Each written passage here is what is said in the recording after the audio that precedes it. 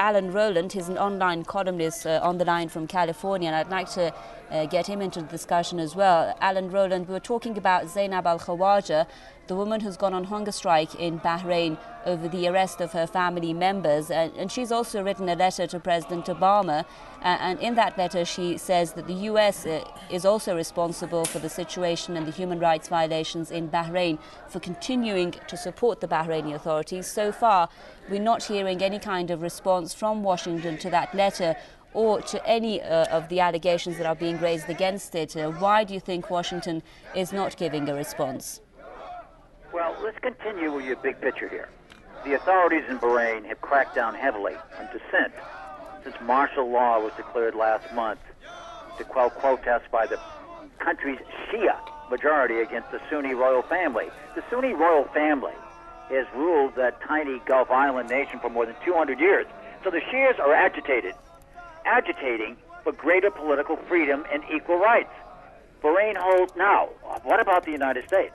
Bahrain holds particular importance to Washington as the host of the U.S. Navy's Fifth Fleet, the main American counterweight, as far as we're concerned, Americans are concerned, to Iran's efforts to expand its military influence into the Gulf. This is why we're talking out of both ends of our mouth.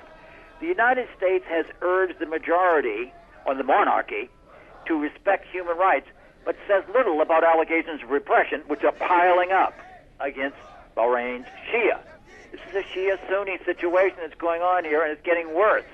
And so we're, once again, like we did in Egypt, we're talking out of both ends of our mouth because things are fragmenting before our very eyes. Obama's like a deer in the headlights once again, and it's out of control. But we have a vested interest here. The Navy Fifth Fleet is a counterweight as far as the West is concerned.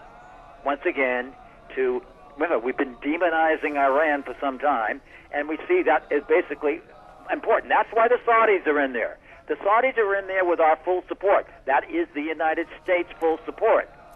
So that's really the big picture here. We've got a vested interest there. I'm talking about the West has a vested interest, and that's why we're talking out of both ends of our mouth, and that's why we can say, like Mark Toner, the State Department spokesman, said the U.S. was aware of the case, we're talking about the recent case, and was calling for Bahraini authorities to allow these individuals to freely express themselves and uphold their universal rights, but we're not really interested in that. We're saying the words, but we're basically not backing up. We're much more interested, yes, the magic word, control.